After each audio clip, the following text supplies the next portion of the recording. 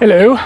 It's a lovely rainy day here in the UK, so what better time to start doing the 12 volt and a little bit of 230 volt electrics. So when planning out this build, one of the most confusing things for me was working out when I should do the electrics. Now there doesn't seem to be a real hard and fast answer to this, but one thing is for certain is that you need to do it in two parts. Firstly, you need to get the rough wiring done, which is what I'll be doing in this video. And then later in the project, once you've got all of your cladding and stuff in place, that's when you actually start plugging it into switches and appliances and all that sort of stuff. The variability comes in the first stage where you can either install the electrics before you put insulation in, or you could put the insulation in and then cut out channels for the electrics. Having watched loads of videos of people do this, I've seen probably equal amounts of both. But for me personally, I'm going to install it before any of the insulation, just so I can get it out the way more than anything, and then it's off my mind. So here we've got a schematic which is bespoke. I haven't taken this from anywhere. I have drawn this from scratch. Now the only thing I'll say about this schematic is I drew it on AutoCAD, which you can obviously do by hand as well. You will not find a video anywhere in this playlist describing how I designed this because I am not an electrician. This is my first venture in electrics. I've watched a ton of videos on it and I feel pretty confident in my design. But if you want to learn how to design your own schematic, this is not the video for you. I've linked a ton of others below. So because I'm only running the wires to the appliances and lights and stuff like that in this stage, I'm only going to be working with wire gauges from 1.5. I've actually got some 4mm stuff here, but the majority of it will be 1.5 or 2.5mm cable. Here I've got my laptop set up, and on here is a voltage drop calculator where I've set myself a 2% acceptable loss. I'll link it in the description below, but it's pretty simple to use. All of my electrical shit is going to go down here. Then there's going to be a conduit running up and then across to the lights all on one circuit. That measurement I've accounted to be at least 5 to 6 meters. So on here, 2% acceptable loss, 12 volt voltage. I know the run of lights is going to be 1.2, but I'll put 1.5 just to be safe. Length of cable run, let's do 6, just to be on the safe side. It is saying 1.5mm squared. Now that measurement is rough. By the time I wire these all in parallel, that length could be a little bit longer, maybe approaching 7 or 8 meters. That won't be much of a problem because the cable will be able to handle the amps. It might just be that instead of getting a 2% voltage drop, I end up getting a 3, which isn't much of an issue. The most important thing about this stage is sizing your cables and fuses correctly. Obviously, we're only doing the cables at this stage, so the fuses we can worry about later. But secondary to that, it's making sure the wires are properly protected. And so I'm going to be running the wires through this split conduit so they can safely weave in and out the chassis of the van without risk of any damage. Unfortunately, some areas were completely inaccessible and I had to really resist the urge of drilling holes throughout the chassis of the van. But at this stage, all I'm doing is experimenting. I just want to see where I can get these conduits through so I can realistically begin planning out my wiring directions. So with the wiring directions figured out, before implementing my schematic, I wanted to tidy up the existing wiring in the van, which was feeding things like the brake lights, the reversing camera, and was also feeding some of these internal cab lights in some cases as well.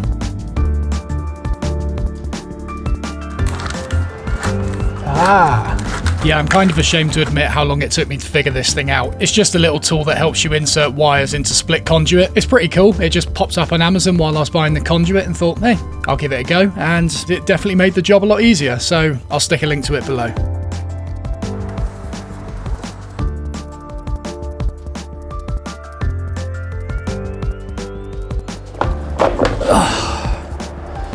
Oh God, I am so out of my depth. So with all the routes planned and the existing wiring tidied up, I could now begin adding my own. Honestly, by this point, I actually started feeling pretty confident. I was very familiar with the routes, I knew where all the wires needed to go. It was just a case of consulting the voltage drop calculator to tell me what size to use.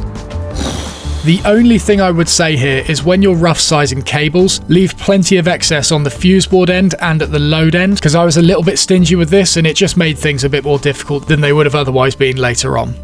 Okay, the system seems to be going pretty well. I've got the 3 of these cut to size. I've got 2 reading lights to do now. So I've just gone on Amazon and got the specs of them. It's got a 2 amp output on it. And so there'll be 2 of those on one circuit. They've got USB chargers in them. So if both are being used at the same time, it's going to be about a 4 to 5 amp draw from it. So then I go on my DC sizing thing. Let's type in a 5 amp draw.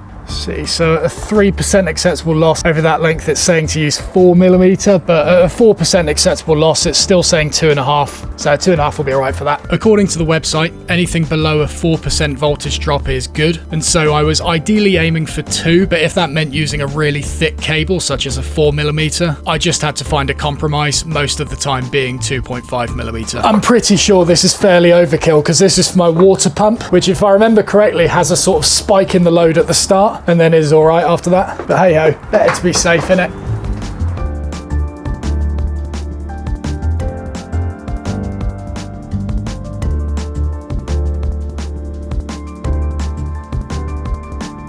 Oh, right. What are we doing? Oh, God, this fries my brain. Right. If I wasn't trying to do this neat, this would be so easy, but I think I'm being really pedantic about this. I'm trying to figure out how to be as optimal as possible while having no experience whatsoever. That I think is the real problem here. There's not much more preparation I could have done for this other than what I already did. For me, I think the main thing that was lacking was experience. It just took a while to get things into conduits and figure out the processes and workflows and things, and those sort of skills just come with time. The actual technical specifications, such as amps and volts and all those things, that is the part that comes from research, and that is the part that you need to put a disproportionate amount of effort into. Okay, so next I want to try and take out this wire and get it in this section. So down in here, I've spotted a clip just in there. There it is. Oh, hold on a second. It goes down to the brake lights as well. Oh, they're going to be tricky. Maybe it's worth just keeping them in. There's actually a grounding point there already, so I'm not going to be able to get rid of that. Well, I guess I could if I moved it, but it's the door lock. That's what it is. No, we'll leave it in place. I'm not going to faff around with that. Okay, so I've got the connection here for the reversing camera. I'm actually going to try and bring this through this hole, although on the back it is a little bit rough. So what I'm going to try and do is get a conduit through there, and then that'll protect this wire when it comes through, and I should also be able to feed this one in as well. That means everything at higher level is going through here, with exception to this thin cable, and everything coming up from below will already be coming up from inside here. That's the plan anyway. Let's see if we can get it in. I was kind of thinking a few steps ahead with this because I already had my insulation planned out and I knew what would and wouldn't be covered by it. And if you want to know more detail about insulation, it will be in the episode after this one. Okay, well you just missed that on camera, but I've managed to get a conduit through there, all the way down here, and then out the bottom there. Just going to try and cable tie it on the back of it using these nice little areas here. A little bit fiddly, but I think it'll work. These channels around the back door ended up being really helpful with trailing conduit, and I think I managed to get 3 through in the end, but trust me, it wasn't easy. The main thing I was looking out for while putting wires through these cavities was ensuring that they wouldn't be interfering with the clips that link with the brake lights. Alright, so I very quickly ran out of conduit. I'm just waiting on delivery for some more. But in the meantime, I've started putting in wiring for the 2 sets of lights that I'm going to have in this build. As I come into the van, I want to be able to have a switch somewhere here to be able to turn the lights on without having to traverse through the dark trying to find the switch. So what I'm doing is I'm going to put a switch right here above the bulkhead, and this is going to power 4 LEDs around this sort of main communal area. But then on the flip side, when I'm coming out of bed into a dark room, I don't want to have to traverse all the way to the other end of the van to turn on that set of lights. So what I'm going to do is have a separate row of lights along here that will illuminate the sort of hallway and kitchen area with a switch just to the left of me. So then I can just get out of bed and flick that on. The added benefit of this is that it also saves power because I can choose to not have all the lights on at once. So in this conduit going up and across here are 2 cables. The first one that comes out is the max fan. Don't worry, there is a conduit protecting that. It's just fallen back a little bit. And then the one that comes out here is going to be the one for the LEDs. So that goes up here to what is going to be a switch here. So then what I'll do with this is I'll connect the negatives of these 2 wires together, but then put a switch between the 2 lives. So then that'll be my dimmer thingy. And then coming out of that cable, it comes through this conduit here and then around to here. I'm going to be wiring all of these lights in parallel to make sure that they have an even voltage, but I'm not going to get into the nitty-gritty of explaining that here because I am not qualified. And so again, just a little reminder, there's plenty of resources in the description below that I found incredibly useful for this. Okay, so I want to try and take back some of these long wires that were previously feeding some of the lights back here. And after putting a poll out on Instagram, I had a range of answers all the way from sensible ones like disconnect the battery to just cut it and deal with the blown fuse later, if at all you're not using it, which honestly, I kind of like. I think I'm going to go somewhere in the middle though. What I'm going to try and do is find the fuse that powers that cable and then remove it from the circuit board. And so under the passenger cab here, we got this thingy, which if we undo, in here, we've got a bunch of blade fuses. Now the question is, which one do I remove? Well, that is what I'm hoping is going to be in the manual. I don't think I've ever read one of these things, but I'm sure we'll find something in here. Give me a moment. Fuses 271, that bodes well. Fuse allocation chart and further information on the electric fuses and relays can be found in the fuse allocation chart supplement. Where's that? Right there. Audio, that's for audio. Fuse allocation supplement, yes! Ah, brilliant.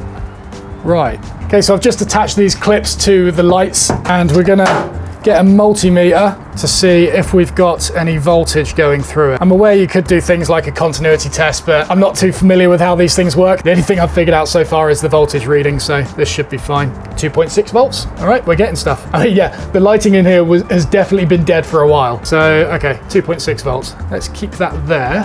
Okay, which one are we gonna test? Let's try interior lighting. 19. This was actually kind of difficult for a simple mind like mine because not only was there ambiguity in the labeling, but there was also 3 different fuse boards as well. I think that's the one. I think that's done it. 008.5. Put it in again and double check that.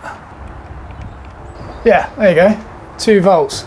All right, that's the one. We'll just test these other ones while we're here as well. Nothing on that. 009 millivolts. Cool. All right. Let's get these cut then. Don't need them. All right, so next we're going to do the oven, fridge and heater. Now these are actually going to be on their own fuse board. So on the main fuse board, I'm going to have a sort of kitchen appliances one. That's going to feed a secondary fuse board via a 4mm cable. And then on there, I'll have the oven, fridge and boiler on separate trips. This will be at the back of the wardrobe. So then I can use that as a quick kill switch to kill any of these rather than try and get back to the garage to find the fuse board. Be much more convenient to have it at the front for, you know, worst comes to worst. Now you might notice I've got 3 conduits climbing up to my left there and no easy way to hide them. The way I plan on doing this is by using these cavities that I've designed into the van, which are also going to help me create the curved aesthetic that I'm going for. But I was very intentional with the placement of these stud walls. For example, this one in which all of these wires will be climbing is right next to one of the ribs on the roof, and so I can trail a conduit up against the side of that rib, which will then allow me to get it into the opposite wall, which, as I said before, is where I'm going to be locating a switch that I can turn on and off from the bed. I've also just realised with this fuse board one is I could actually get an AC cable through it as well, because I'm going to have a 230 volt socket next to the bed, so we'll just see if we can thread that through.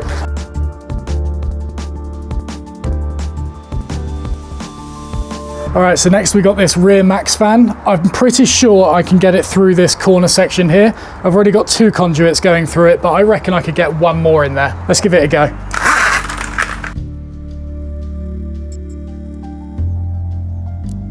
Rear max fan is in. So now, final one to do is a USB and AC socket over there somewhere. While I'm putting in these lines, I'm also going to put in a conduit for a 16mm square cable that's going to go in here, which links my power setup to my car battery via a DC to DC converter. I haven't got the cable yet, but I can get the conduit in position at least.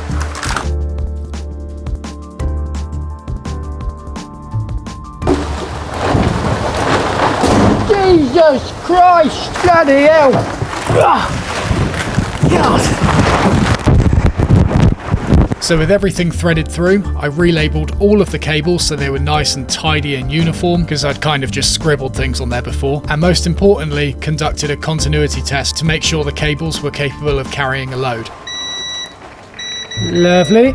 This is a pretty simple process, and again, all of the resources you need to know in order to do electrics are linked in the description below. This video is purely here just to give you the confidence that if I can do it, you probably can too. So, as always, thank you very much for watching. If you enjoyed the video, please don't forget to press the like button, subscribe if you haven't already, and I'll see you in the next one.